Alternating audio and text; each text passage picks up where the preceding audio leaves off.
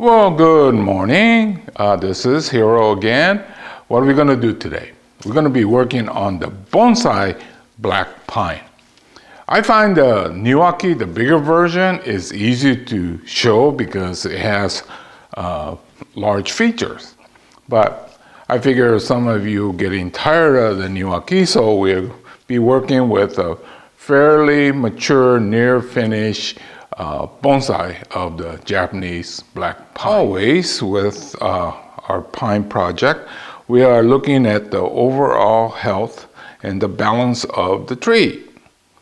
Okay, now remember, we look at the center candle to see how vigorous everything is everything in balance. Look at the length of the center candle in relation to the whole thing, right? So this is about like this, and you go up here and it's similar size. That means that this is a well-balanced tree. Now, what happens with a lot of unkept or untrained, this gets really long and this one not so. Those are the worst condition because it's out of balance. I've made a habit of just walking around and cutting off the top to keep it so that it's in balance. It's better to have more strength on the bottom than on top because the natural instinct is for the top to get heavier. Get started. Protective gear. Now, I try to do these early in the season or on a cool day so that I could wear a long sleeve shirt. But today it's going to be warm, so I got my protective gear. Anyway, what we're going to do is to remove the center candles. See, the big one, they get cut off. But down here for sure.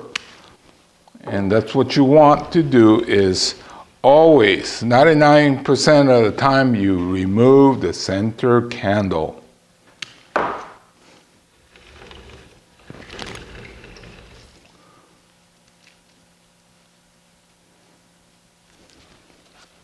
Okay, what we have, this is a typical growth habit. So this long one is our center candle.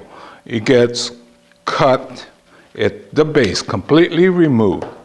And then this one here, sometimes there's a lot more, but this one only has this one and a very small one here.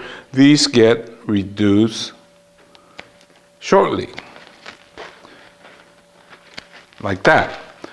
This one here, nothing yet because it's too small, but if it gets too tall, then we'll cut it down. So that's basically what we're doing today. I've got all those taken care of. Now, depending on how big the secondary one is, this one gets reduced, and then these get reduced, so on. Just keep going like that. So remove the center completely, and then the surrounding ones, it gets shortened.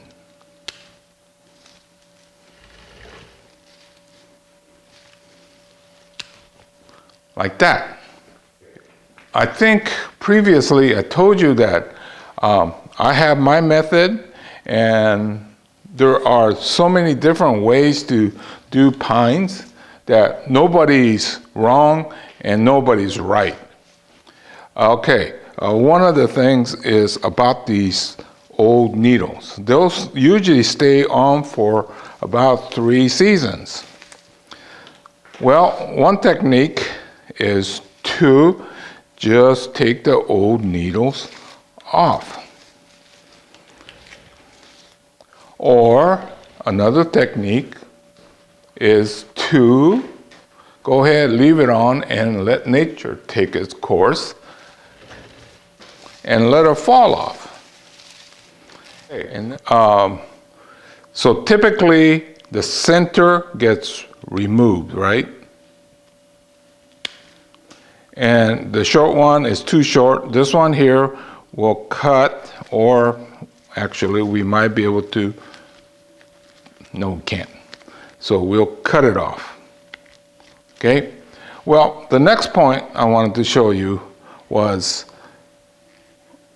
people say, yank these out. Okay, that's okay, but I have heard another technique where you cut all these. And the reason for it is to get sunlight in and get rid of the odor, right? So anyway, that's why I said that my method is not the only way. There's just so many different ways to do it. Is to take individual and cut them. And the theory behind that is, if you do it this way, there's a potential bud underneath here, versus if you yank it off, it's faster, but it doesn't have that potential. Or you could be like me, most of the time I just leave it and then just clean it up as needed. So, like I've been saying, that there is no one perfect technique. Everybody's right and everybody's wrong. So you go ahead and pick your method and follow through. See, all these brown ones inside here, they're just older needles. And if you did nothing, eventually it'll fall off. But if you trim it or pluck these, the tree will look a little bit neater, and also you get sunlight in. So you got to make sure that you get the sunlight in here so that these do not wither and die. When they get shaded all the time, this will get wither and die, and all you have is things on the outside, and you don't want that. So anyway, this next technique is kind of up to you. Okay, what I did was I cut the needles. Now, the way I was told in Japan, they would cut individual needles precisely. And they'll get this just the right length. Well, most of the time I don't even do this technique. If I do, what I do is take a handful and zap.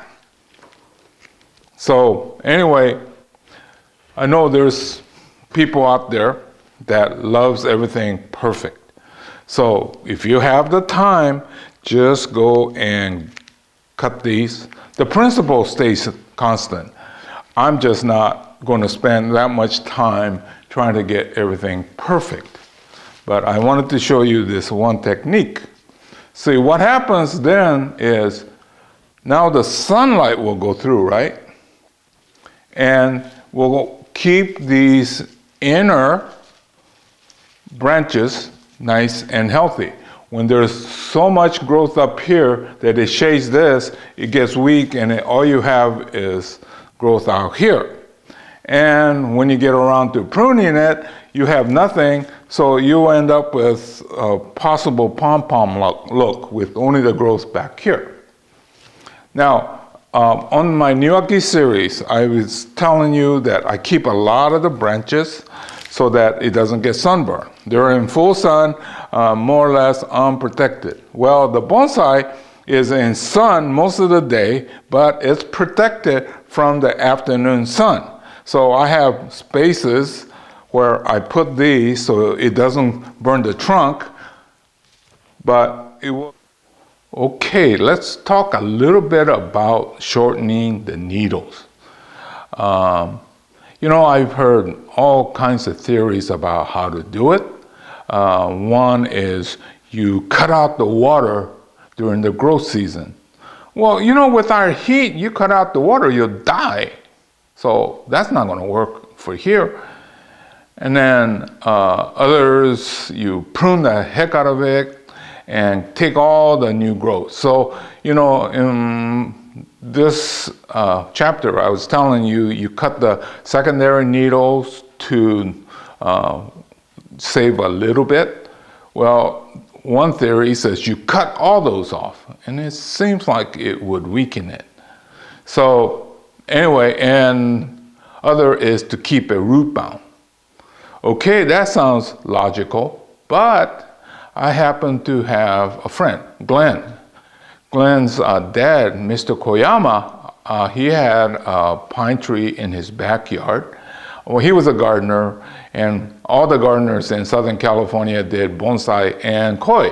Well, anyway, in his little Japanese garden, he had a full-size niwaki with needles that is only 1/4 of an inch or maybe half an inch, and it was nice and healthy.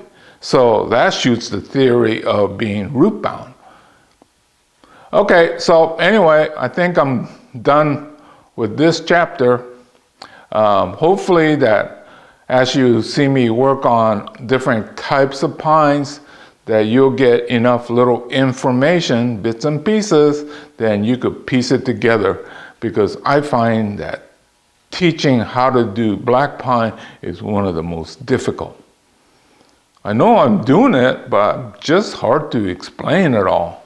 So anyway, this is Hiro saying goodbye. I'll see you again real soon in another chapter. So everybody stay healthy. See you again. Bye.